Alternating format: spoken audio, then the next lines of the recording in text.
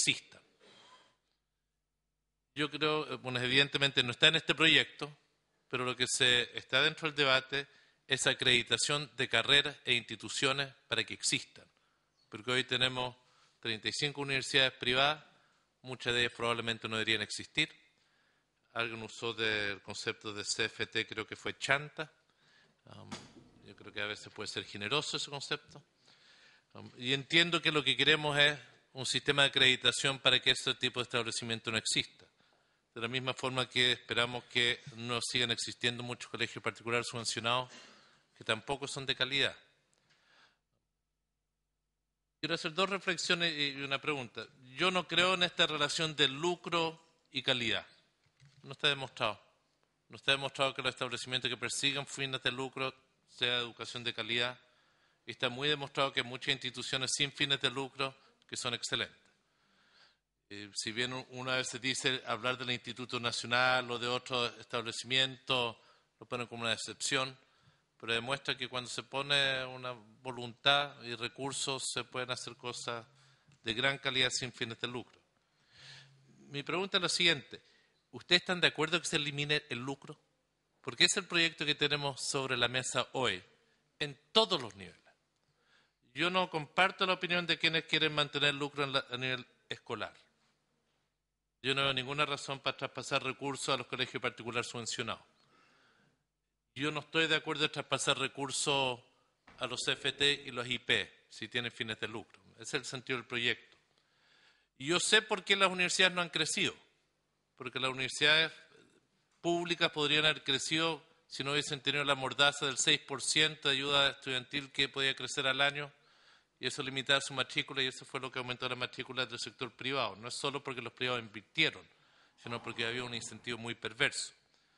Mi pregunta es, ¿ustedes creen que este proyecto ayuda o no? Porque yo quiero decirlo como una de las personas que lo promovió, este proyecto no es nuestro. Esta es la demanda de ustedes. Y lo que hemos tratado de hacer es plasmar un proyecto concreto, habrá muchos otros, de atacar uno de los temas que tienen que ver con cambiar el modelo, los paradigmas de educación. Y por eso lo hemos presentado, por eso me interesa el juicio de ustedes, porque al final del día vamos a tener que votar sí o no a esto. Y yo entiendo que hay otros proyectos que hay que votar sí o no. Y entendemos que hay iniciativas del Ejecutivo que no están en nuestras manos. Pero entiendo que esto probablemente es uno de los 4 pilares del modelo educacional que tenemos hoy, que deberíamos cambiar si queremos un modelo distinto. Gracias, senador Letelier. Le ofrezco la palabra ahora sí al senador José Antonio Gómez. Gracias, presidente. Yo voy a ser muy corto porque lamento lo largo de las exposiciones que hemos hecho todos, pero como hay que fijar posiciones, a mí me interesa dejar claridad respecto a varios puntos. Primero, nuestro absoluto y restricto respeto a los tiempos y a las decisiones del movimiento y de sus dirigentes. Nosotros no hemos querido ni intentamos hacer nada que signifique intervenir en el movimiento, simplemente hemos tomado una decisión como Parlamento de poner los proyectos de ley que en respecto de los cuales tenemos facultades, porque aquí hay una cosa que hay que decir clara. Nosotros no tenemos facultades en el 93% más de los proyectos que hay que discutir en lo que ha señalado Blaisburg, que es el sentido global de la educación. Eso es responsabilidad del gobierno, quien está ausente de esta sesión. Y eso es vital decirlo, porque al final nos vamos a trasladar la responsabilidad a la resolución del conflicto nosotros, pero lo que hemos querido hacer es, por lo menos en aquellas cosas que tenemos facultades o posibilidades, hacer la discusión y por lo menos plantearla para los efectos de iniciar este proceso en el cual, insisto, el principal actor está ausente, que es el gobierno, que debería haber estado sentado aquí por lo menos para escuchar las opiniones de las personas que se han manifestado. Segundo, creo que es fundamental, por lo menos desde mi perspectiva, decirles a ustedes y reafirmar que yo creo en un Estado fuerte, en un Estado protector, en que tenga la responsabilidad de la educación, tenga responsabilidad de la salud, tenga responsabilidad respecto al medio ambiente, sin ningún tipo de dudas, ninguno, y lo he manifestado siempre. El Estado tiene que hacerse cargo de esta educación, así cueste lo que cueste, tendrá que hacer gradualmente, pero hay que hacerlo. No es posible mantener un sistema como este. Tercero, nosotros tuvimos responsabilidades como concertación porque no tuvimos acuerdo al interior de la concertación. Y hay que decirlo clarito. No hay que ser aquí eufemistas en las cosas. No lo hicimos porque no tuvimos acuerdo, porque perfectamente lo podríamos haber hecho. Hubo momentos en que tuvimos la mayoría suficiente para hacerlo y no lo hicimos. Esa es la verdad. Sin perjuicio que hoy día tenemos algo importante que hacer y que es tomar este asunto, esta discusión histórica que se está dando precisamente para poder terminar con algo que a todos nos parece inaceptable, que son esta sociedad desigual en las condiciones en que ha sido construida. Y en ese sentido, presidente, y por eso no quiero seguir hablando más que decir que es necesario, que nosotros tenemos la convicción de que podemos colaborar, que es bueno y es interesante que estén acá los estudiantes porque eso da una opinión. No significa que estén de acuerdo con nosotros, ni significa que lo que ellos digan, en definitiva, es lo que se va a resolver. Lo que sí quiero yo adquirir un compromiso, y es que nada de lo que se vote puede ser entre cuatro paredes, al menos desde mi perspectiva, ni decidido a escondidas de los dirigentes y de la opinión pública, como se ha hecho en otras oportunidades. Y eso es lo único que ustedes pueden tener como convicción de que esa diferencia que hay entre el mundo político y ustedes, por lo menos tengan la certeza que desde mi perspectiva no votaré nada que no sea conocido y discutido. Podemos estar de acuerdo o en desacuerdo, pero no entre cuatro paredes como se ha hecho en otras oportunidades. Gracias, presidente. Gracias, senador Gómez. Hemos terminado la ronda de intervenciones de los señores senadores y senadoras. Tengo dos palabras pedidas a dos diputados. No sé si les parece 1 minuto y medio cada uno de ellos y después vamos a tener que reprogramar. No porque se haya sentado ahí, senador Lagos-Weber, no le dan la palabra de nuevo. Sí. Bueno, diputado Rodrigo González, su minuto y medio.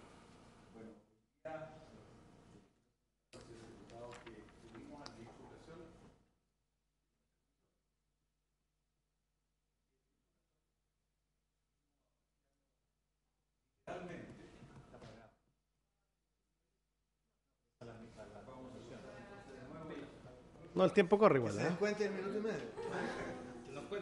Bueno, yo quiero señalarle a los senadores, agradeciendo la palabra, presidente y estimados senadores y senadoras, que vino el ministro de Educación a nuestra comisión y allí expuso literalmente el programa y el plan que dio a conocer al movimiento estudiantil como respuesta a las demandas del movimiento estudiantil. No se movió ni un centímetro en relación con las propuestas que el gobierno ya había planteado. Fue, yo diría, totalmente literal en esa materia. Entonces, desde luego que en relación con el tema del lucro, él defendió y argumentó en el sentido que el lucro debía mantenerse en el nivel de la educación escolar, que en los CFT e institutos profesionales también debería mantenerse la posibilidad que estas entidades reciban fondos públicos manteniendo su calidad o condición de fines de lucro. Señaló que era muy importante la superintendencia y que en el ámbito de las universidades, desde luego, el gobierno iba a ser irrestricto en hacer cumplir la ley, pero en relación con la desmunicipalización y el resto de los temas mantuvo completamente las posturas que le hemos conocido en su planteamiento. ¿Qué saco yo como conclusión habiendo escuchado esta discusión? A mí me parece muy importante, presidente, que esta comisión le haga presente al señor ministro el debate y las opiniones que los estudiantes han planteado acá. Porque con lo que le escuchamos hoy día al gobierno, desde luego, esto no tiene salida por ningún lado y estamos en un impasse completo. Y entonces es muy importante que desde el Senado y desde esta comisión se le haga conocer lo que hemos escuchado hoy día de los distintos actores del movimiento por la educación y del movimiento social, a quienes, tal como los senadores que están acá, les reconocemos todo lo que han hecho y la inmensa lucha que están dando por, de verdad, construir un nuevo sistema educacional. Los parlamentarios que estuvimos allí, con esto termino, le planteamos con mucha claridad que aquí de lo que se trataba no es de nuevos parches al sistema, sino que de una reforma estructural y de un cambio fundamental.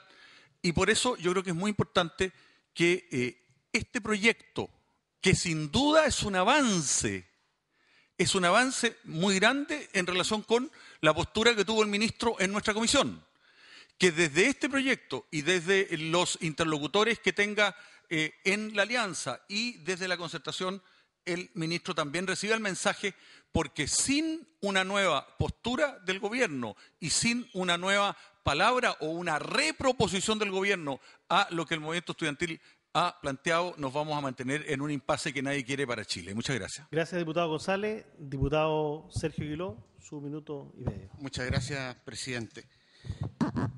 Es muy importante lo que ha dicho Rodrigo, porque efectivamente usted lo señalaba, presidente, que aquí faltaba un actor, que era el Ejecutivo. Estuvo aproximadamente 2 horas y media el titular principal de la cartera hablando a nombre del presidente y de él mismo sobre los más importantes temas que aquí estamos discutiendo y sobre los temas nodales que han planteado los estudiantes. Ha habido una respuesta que es clara, que fue argumentada, que fue sólidamente presentada por el ministro, más allá de las discrepancias radicales que podemos tener con él, en el sentido de que el diputado González ya lo recordaba. Y entonces tenemos, como bien lo decía el senador Navarro, un gran problema. Porque no podemos, más allá de la buena voluntad, y yo quiero decir que creo en la buena voluntad de quienes han intervenido acá a nombre del Parlamento, no podemos dejar de pensar de que tenemos una grave crisis institucional. Sería una ceguera tremenda no constatar la precariedad de nuestro Parlamento como espacio de resolución de este conflicto. El Congreso Nacional chileno tiene al menos 3 problemas completamente objetivos. Primero, un sector importante de la ciudadanía, mucho más de la mayoría, por desgracia. Yo trabajo aquí también, senador Larraín, me encantaría que no fuera así, pero es así. No le tiene confianza al Parlamento, hemos perdido representatividad. Tenemos un segundo problema, y es que este Parlamento está empatado. O sea, hay quienes no creen que deba haber lucro en ninguna de las líneas en la educación, y hay quienes creen por principio que debe haberlo. Hay quienes creen que la educación es un derecho o un bien público, y hay quienes creen que objetivamente es un bien de consumo. Y esos, para solo señalar un par de ejemplos, es un empate en el Parlamento. Más allá de que quienes tenemos un cierto planteamiento respecto a esta materia, durante 20 años hicimos poco por implementarlo, y esa es una autocrítica que tenemos que hacerla. En primer lugar la hace este parlamentario que estuvo 20 años, así que no estoy apuntando a ningún tercero, sino que a mí mismo. Pero es así. Pero tenemos además un tercer problema en este Parlamento, ya lo decía la senadora Isabel Allende, ya lo recordaba el senador Gómez.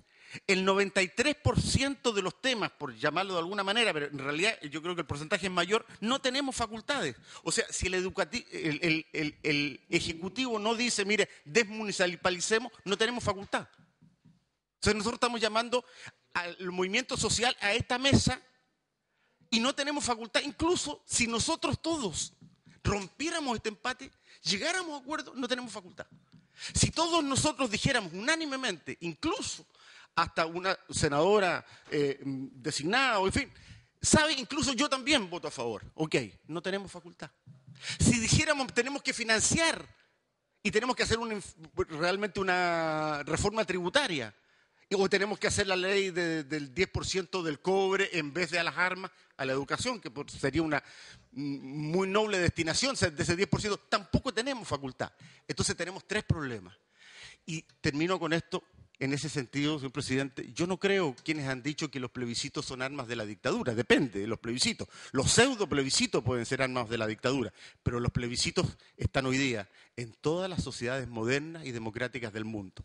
Ahora, si queremos evitarnos el plebiscito, aquí los estudiantes, yo escuché una cosa y vi una cosa. Demos nosotros señales, porque los que están en deuda en Chile no son los estudiantes que están endeudados. Ellos están en deuda, pero con la banca. Los que están en deuda con la sociedad somos nosotros. Y lo dice una persona que tiene más deuda que varios de los parlamentarios, porque llevo más años que... O sea, no estoy apuntando nuevamente a terceros. Nosotros somos los que tenemos que decir, con estos términos, qué palitos vamos a poner en ese puente para que el puente se vaya tejiendo. Pero no son los estudiantes, somos nosotros. ¿Qué signo? En una de esas puede ser un signo interesante el que ha sugerido el senador Letelier y otros al proponer este proyecto de ley. Gracias. Gracias, diputado Aguiló. En este momento tenemos que, prorrogar.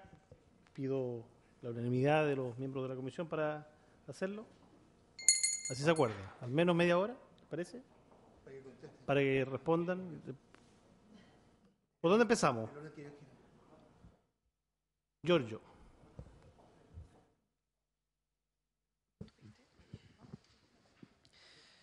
Muchas gracias por la palabra y por las intervenciones de los distintos parlamentarios. La verdad es que hay varios puntos que anoté, voy a tratar de ser lo más acotado posible la respuesta. Con respecto a la pregunta que hace el senador Walker, nosotros vinimos explícitamente, y lo anunciamos anteriormente, a discutir un proyecto de ley en particular, que tenía que ver con el terminar con el subsidio por parte del Estado a las instituciones que tuvieran fines de lucro. Si se diera otra instancia, no lo tengo claro, la verdad es que ahí habría que discutirlo en torno a los puntos que han presentado la concertación.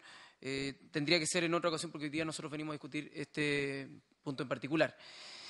Con respecto a esta pregunta, la repitieron dos parlamentarios, con respecto a cuál es el rol que hoy día tiene el sistema privado dentro de la educación, y ahí se trata de mezclar un poco lo que es la inversión privada con el lucro, o el tener un colegio particular con el lucro, que yo creo que es algo errado. Yo creo que ahí, de partida, reconocemos que hay muchas instituciones, y si es que uno mira los rankings internacionales, hay muchas instituciones, la mayoría de ellas son instituciones privadas, la mayoría no son instituciones privadas, pero muchas de ellas son instituciones privadas que son sin fines de lucro, efectivamente. Uno puede ver Harvard, MIT, distintas universidades.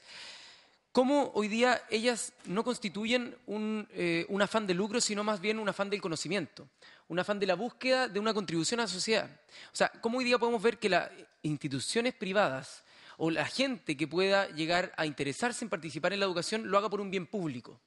Y ese sea el objetivo, y no como un bien finalmente privado. O sea, que hoy día no veamos nosotros que, como bien dijo Francisco, lo dijo muy bien, que la educación sea un medio para conseguir un fin que sea un negocio. Eso es lo que nosotros creemos que hoy día no lo compartimos como principio, y no creemos que tenga que ser dentro de nuestro espacio democrático, sobre todo a la luz de que un gran porcentaje abismal de la ciudadanía, si quisiéramos llamarlo un quórum calificado de la sociedad, está planteando terminar con este sistema. Un calificado, podríamos decir, más que eso incluso. Con respecto a lo que dice el senador Larraín, yo creo que ya varios parlamentarios también lo han repetido.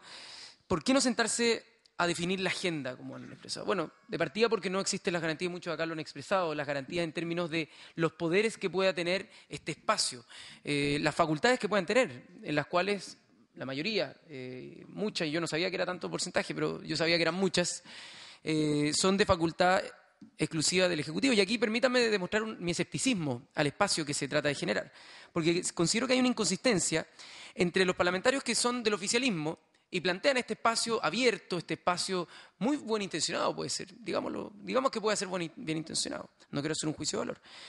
Pero, ¿por qué eso que representa finalmente posturas políticas quieren estar validando un espacio que sabemos que no tiene poder, pero finalmente las mismas posturas políticas en el espacio de gobierno no la plantean? Eso, permítanme a mí, me genera una desconfianza tremenda, porque hay un doble estándar. Por un lado, los parlamentarios oficialistas dicen, no, pero discutamos lo que es el financiamiento compartido. Y por otro lado, el gobierno dice, no discutamos el financiamiento compartido. Por un lado, acá hay unas apuestas más atrevidas en algunas materias, que si bien, y soy honesto, no satisfacen el completo de las demandas estudiantiles, pero por otro lado el gobierno se cierra eso.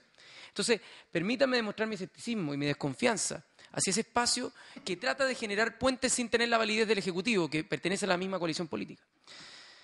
Con respecto a lo que...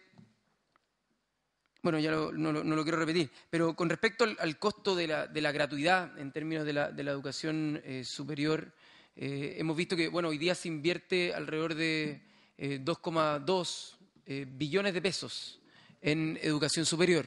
De eso, más del 80% lo ponen las familias y menos del 20% lo pone el Estado, siendo que en los países desarrollados la inversión es opuesta.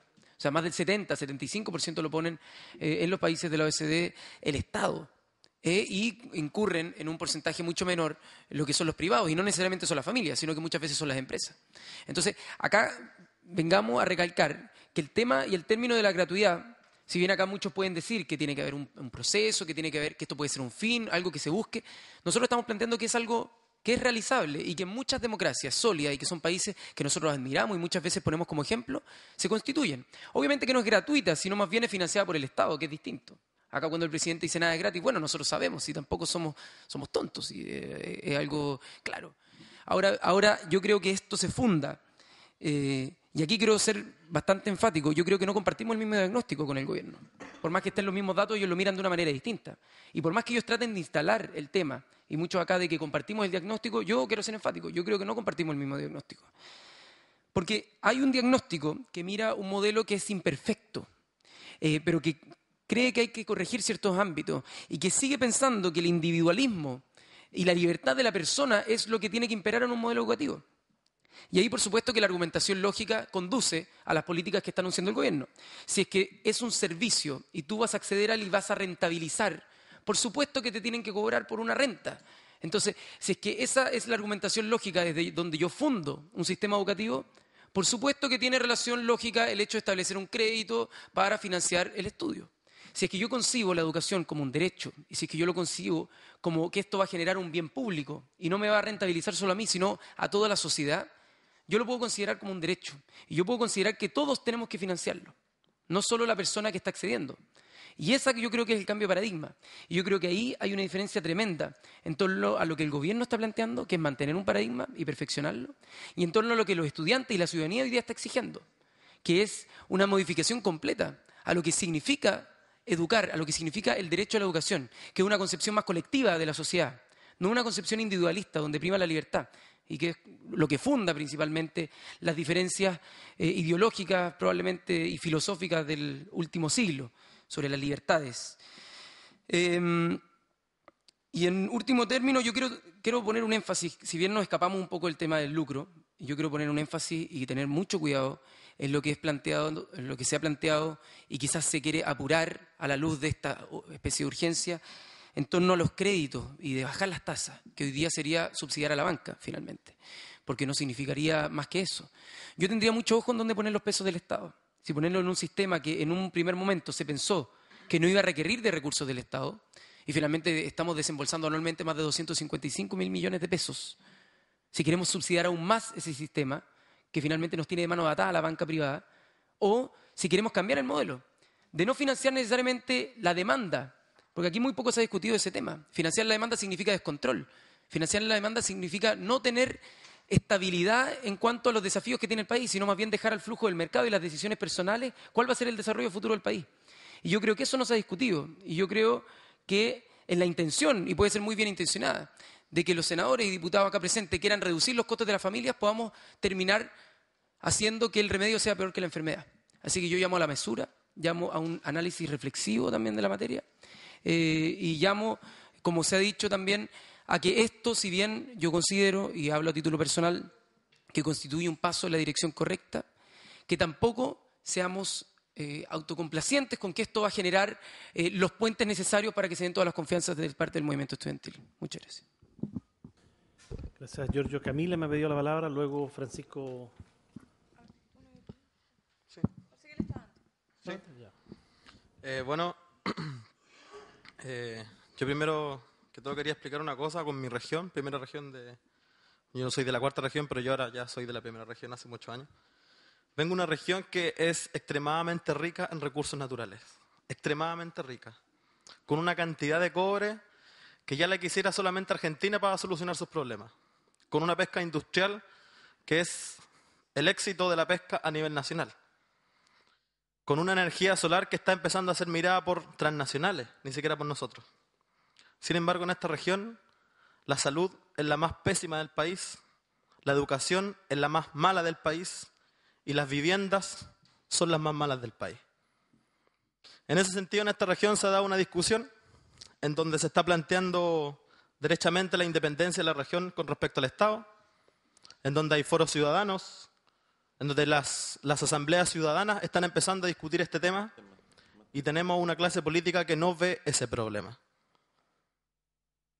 Pertenecemos a un país que no tiene deuda externa, que el 1%, ojo, 1%, 3 veces lo que invierten en educación, lo invierten en Estados Unidos, un 30%, en Europa. De esa forma pretendemos hacer crecer el Tesoro Nacional. Y eso lo contraponemos con países de Sudamérica, en donde la educación es gratuita y a nosotros nos dicen que no hay plata para educación. Eso es irrisorio. Con respecto a cuando plantean si es que la derecha alguna vez podría votar los proyectos, yo no creo que la derecha sea tan mala realmente. Me parece que tienen votantes, me parece que tienen que mantener sus distritos y sus distritos los van a castigar el día de mañana si es que llegan a votar en contra unos proyectos que tienen un 80% de aprobación ciudadana. O sea, como dijo por ahí un presidente, a veces hay que escuchar al pueblo. Si me preguntan si es que ayuda al proyecto, efectivamente ayuda, cualquier avance es positivo en este sentido. Pero nosotros no queremos soluciones mediocres. O sea, no estoy hablando de que esta solución sea mediocre, sino de que tal vez los posibles proyectos, no porque sean avances, van a ser soluciones. Tal vez el avance nos va a significar alargar un poquitito más la fiebre con aspirina, pero cuando se agrave la enfermedad no va a haber remedio que valga. En ese sentido necesitamos un Estado estadista, no un Estado que a medias se haga cargo de los problemas. Si nos dicen el Estado, ¿hasta cuándo van a estar movilizados? Bueno, nosotros le respondemos, México estuvo 9 meses, Argentina estuvo 6 meses, Nicaragua estuvo 1 año y medio. No creo que Chile sea la excepción y lo hagamos en 2-3 meses. Por lo tanto, en ese sentido ya lo tenemos bastante bien asumido y si tenemos que perder el año haciendo esto, lo vamos a hacer. Así que el Estado espere que la presión del tiempo nos coma. Nosotros ya vamos bastante paso adelante en ese sentido.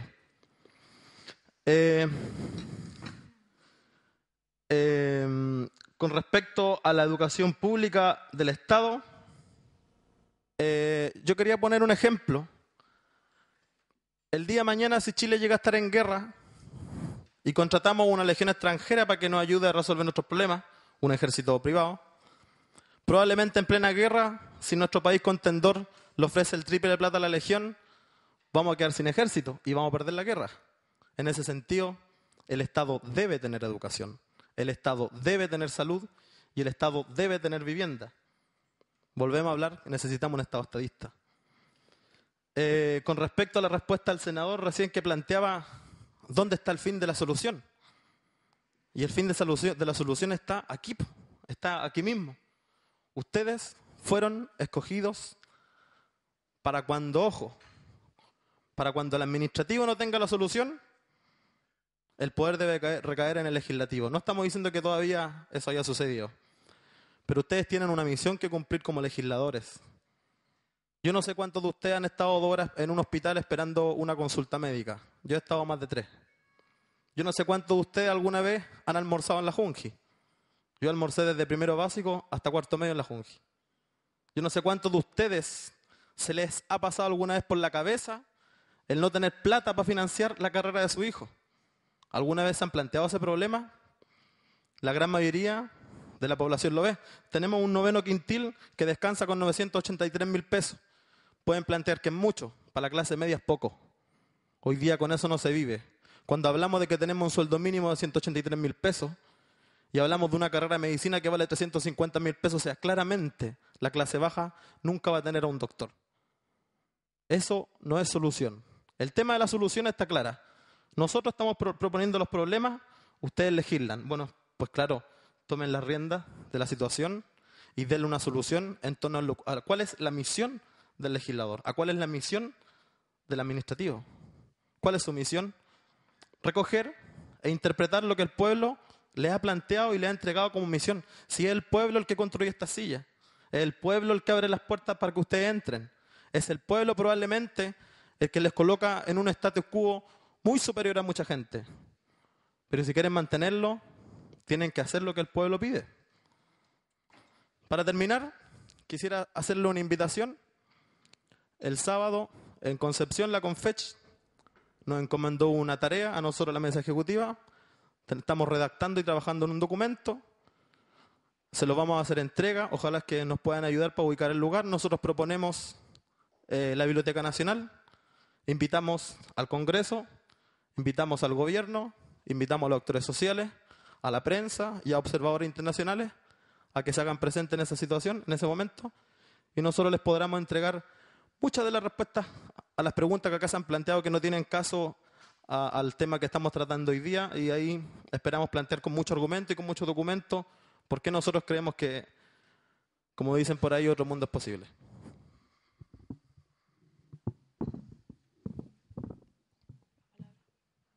No, bueno, para ir un poco cerrando, yo quiero compartir algunas palabras, algunas intervenciones que creo que apuntan justamente al meollo del asunto. O sea, aquí no es que nosotros necesitemos que estén los temas sobre la mesa, sino que queremos claridad en los objetivos, o sea, hacia dónde queremos avanzar justamente. Porque nosotros vimos y revisamos la propuesta del ministro y bajo los preceptos de este modelo justamente constituía a lo mejor un avance y una mejora al sistema, pero lo que nosotros no estamos pidiendo es una mejora al sistema, sino que estamos pidiendo un cambio real, estructural al modelo, ya que ya tuvo su tiempo de vida, tuvo 30 años